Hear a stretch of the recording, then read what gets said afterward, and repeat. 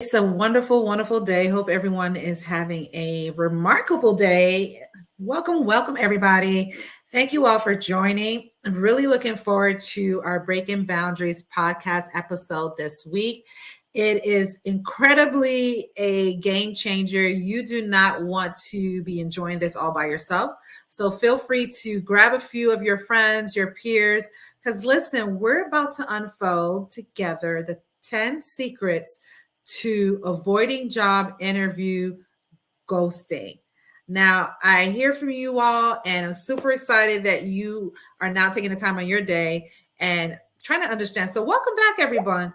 I want to be able to discuss the challenges that you face in your professional journey and how it is remarkably is very frustrating. And trust me, you're not alone. I speak to high performers all the time. I want to walk you through on some of these challenges that you're potentially facing and how to provide actionable strategies to overcome them. So I am Ruth McCracken. For those who are coming in for the first time and wondering who this remarkable light beam in my news feed, because I'm pretty much streaming it on multiple platforms. And as your transformational talent development leader, and in today's podcast, in this particular episode, we're going to go in and delve in even deeper into a topic that's been causing frustration and confusion at the same time: avoiding interview ghosting. Let us know, let me know in the comments if that is you, if you've been experiencing this, and say less. Are you afraid of basically pouring your heart and soul? Oh my gosh, into these job interviews, only to be met with what? Crickets afterwards. That's not what you signed up for. So do you find yourself constantly wondering, what went wrong? What did I could have done better? Why you're not getting the callbacks you deserve? Well, I'm going to walk you through step by step the 10 secrets. Yes. And it's very simple. I promise you, if you stay to the end here, you'll be walking away with removing those fears, because fear not.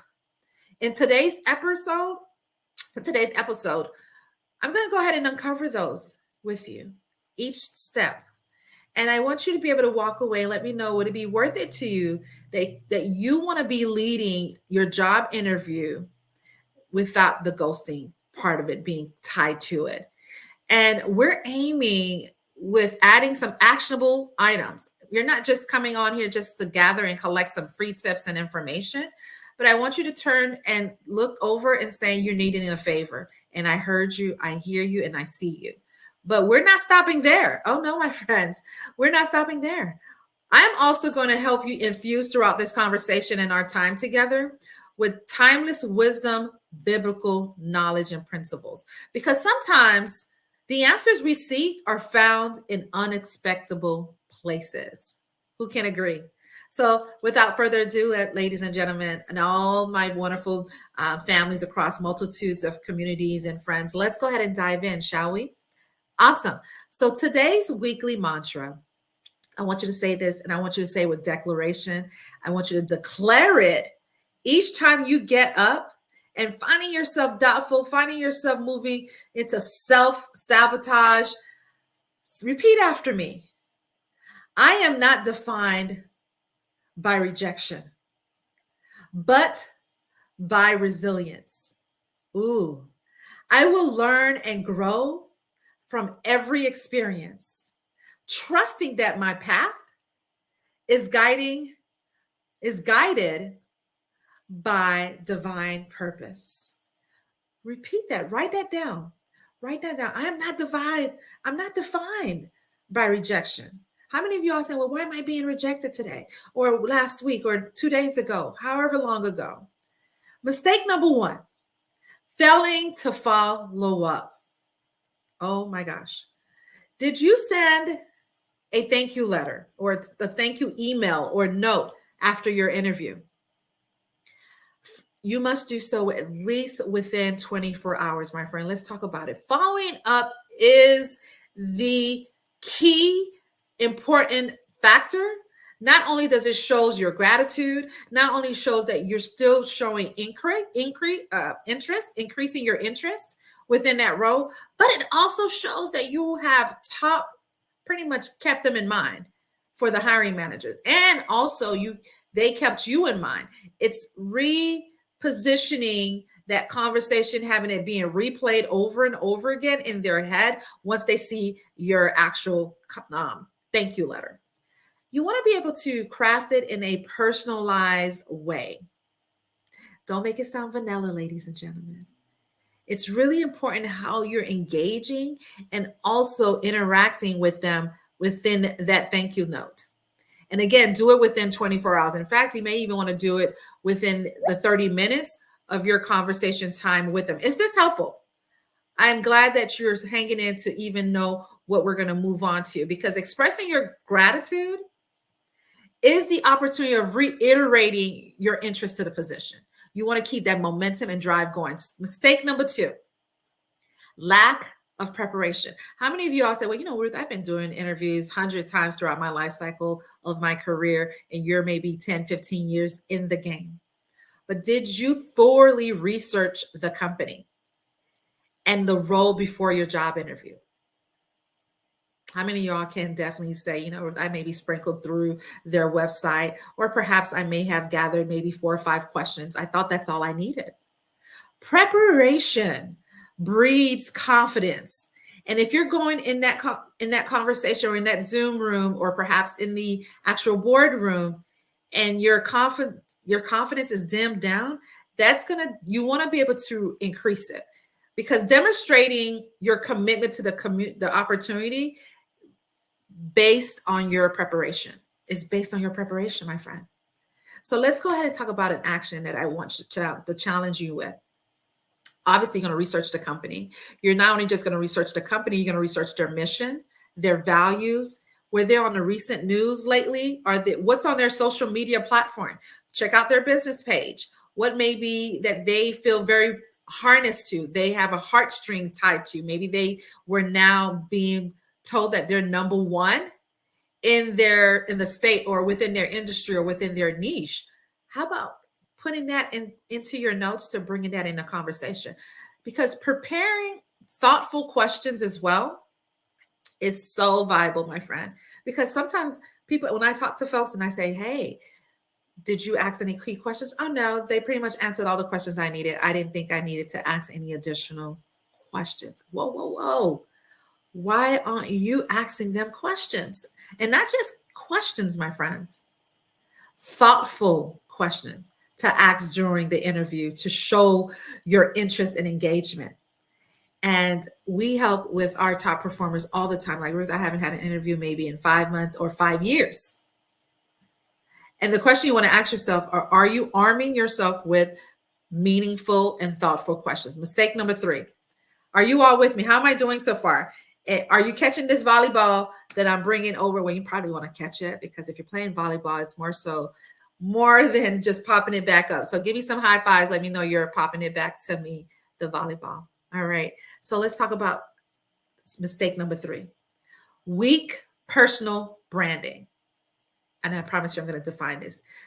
Did you effectively, number one, because I do say this all the time, because I used to be a horrible communicator, meaning I didn't know how to articulate my language, my narrative.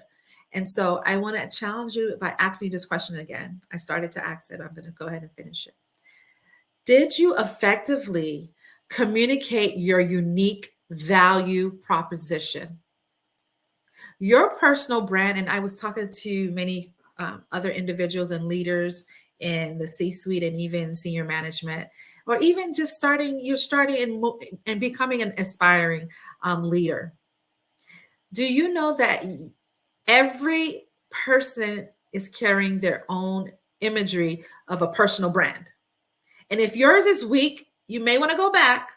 And it's going to be a scheduling evolving around your personal brand, not just on your resume, not even just on your digital footprint, but how you position yourself as a leader when you're walking into the workplace, how you're branding, how is your cosmetic everything that comes together. Is it cleaned? Is it polished? You don't necessarily have to be shopping at Nordstrom.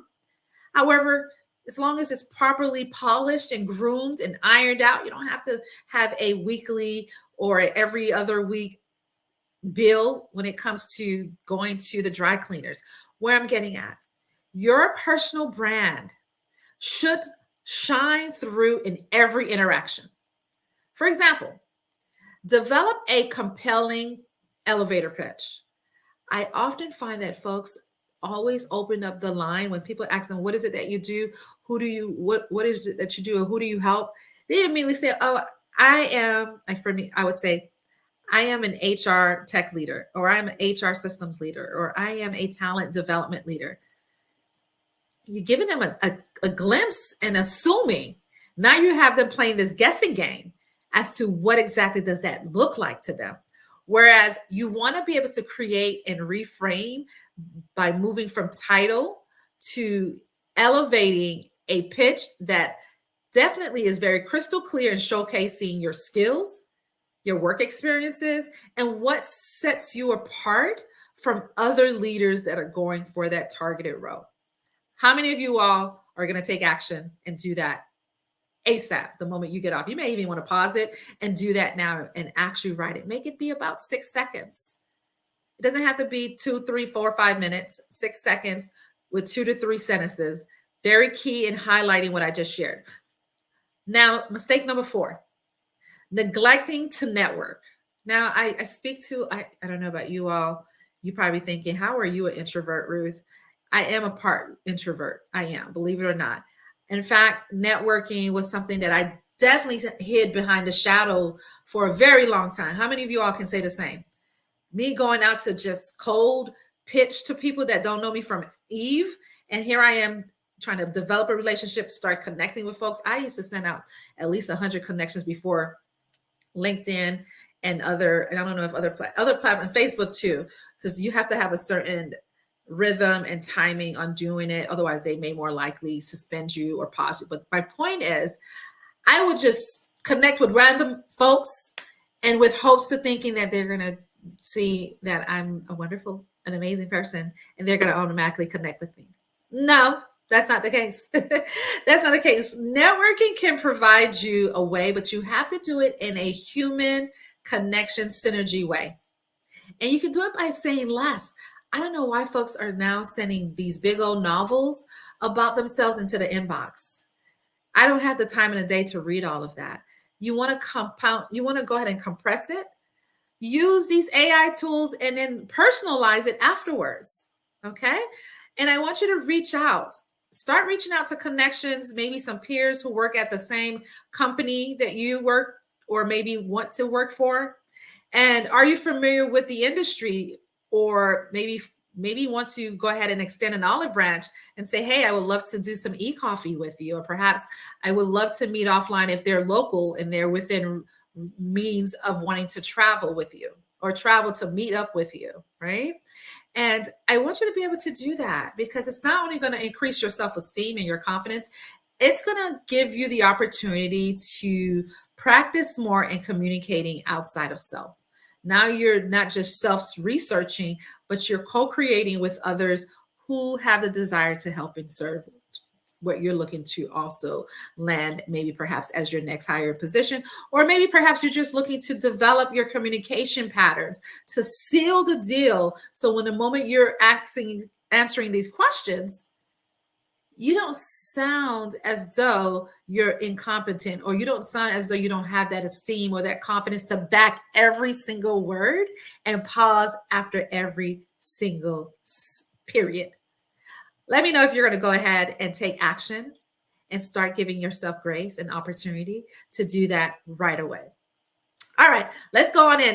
How this is going so far? Because I really want you to chime these 10 secrets.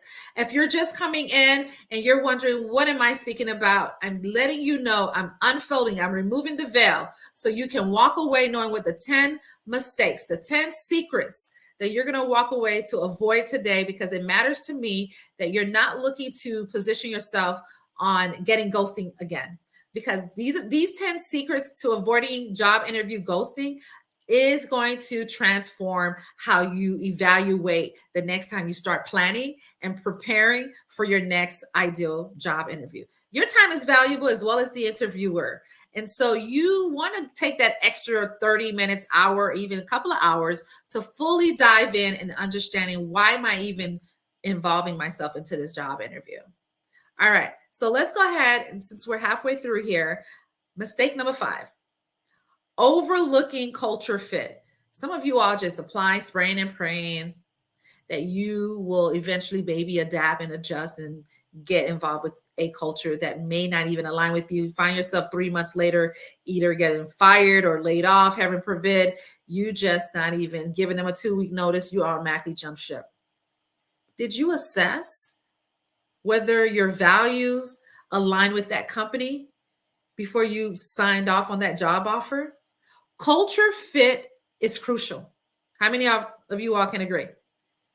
It's crucial not only for short term, but most importantly, long-term success and mutual satisfaction.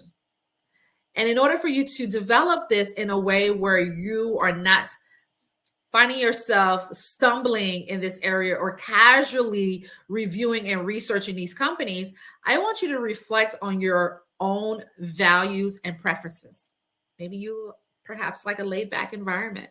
Maybe perhaps you're more the type that loves that formal environment where everyone is speaking very prestige and they're all part of the Wall Street club or the big boys clubs or the big girls club. Maybe that's you. That's okay. Everybody has a unique type of culture that they want to be part of.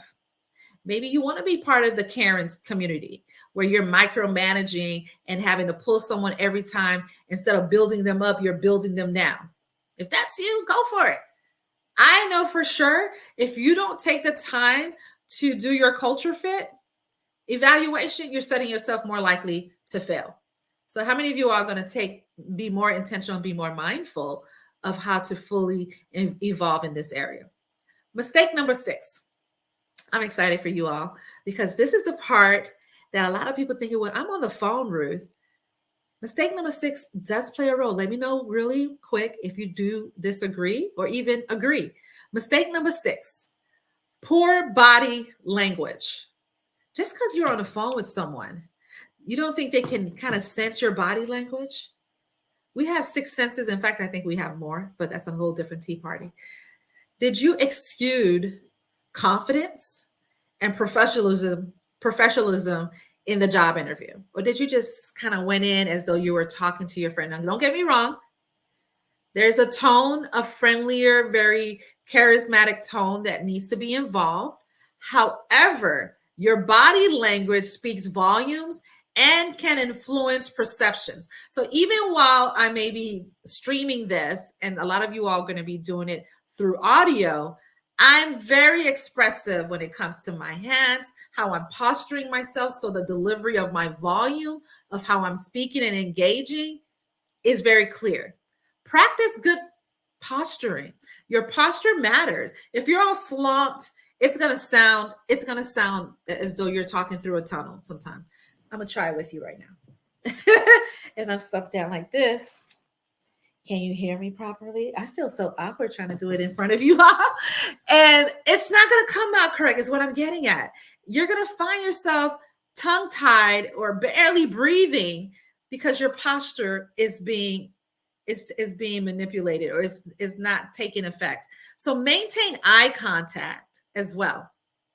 Even while you're on the phone, you want to envision, maybe closing your eyes and looking at yourself, envisioning that you're talking to whomever you're talking to over the phone, or if you're on a visual desktop or a laptop or whatever digital device, be attentive. Even if you're looking at your notes, keep giving yourself predominantly eye contact and use confident gestures to convey not just your professionalism, but also how you're engaging and how you're being part of the conversation, how harmonizing you are. Are you all in the same tempo, in the same rhythm?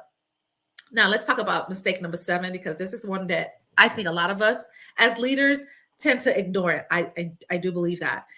Did you overlook? First of all, let me tell you what the mistake is first. Ignoring red flags. Ignoring red flags. Even ignoring the elephant in the room. Why? Why are you doing that? Did you basically overlook any warning signs during the interview process? For example, if you're talking to a recruiter, they were all very excited and very into your conversation. They love how you maybe share some of the impacts and the transformation that you've done within your current role or previous positions. Trust your instincts though. If you find that their whole tone just changed, and address any concerns proactively.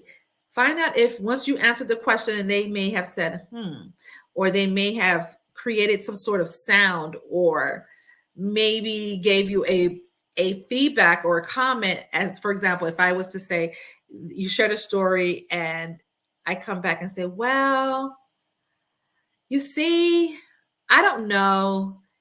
So all those are, so find out how they're responding back. You want to be engaged. Don't just assume that you were clear in answering each of those questions, but also follow up with a question after each question is being said to you out loud. Let me know if this is clear. Is it showing presentation mode right now? Is it presenting itself? Is it being clear and targeting the areas that you're wanting to avoid and eliminate going forward? And I want you to take notes also, because I'm a huge person taking notes. I believe taking notes is very viable. Take notes of any inconsistencies or negative cues. And I shared some earlier. If you're just jumping in, you may want to go back it up a little bit and go back and see what certain cues may be. And seek clarification or additional information to resolve the doubt within the session. Resolve the doubts within the session. If you kind of figure out the culture fit is not going to be where it's at and how they may have described the role way different than what's on the job description, give yourself permission and either write it out and see if it maybe turns itself over. Maybe you'll have a come to Jesus moment within the 30 minutes or hour down through the conversation. But again, don't ignore the flags. Please identify those flags, those red flags. Mistake number 8, not demonstrating fit. So not demonstrating fit, what does that mean? Do you showcase how your skills and experiences will basically align with that particular role's requirement? Because see, let me tell you the truth. To be honest with you, employers are losing trust. And if you want to earn their trust, you want to earn their trust what? Quickly.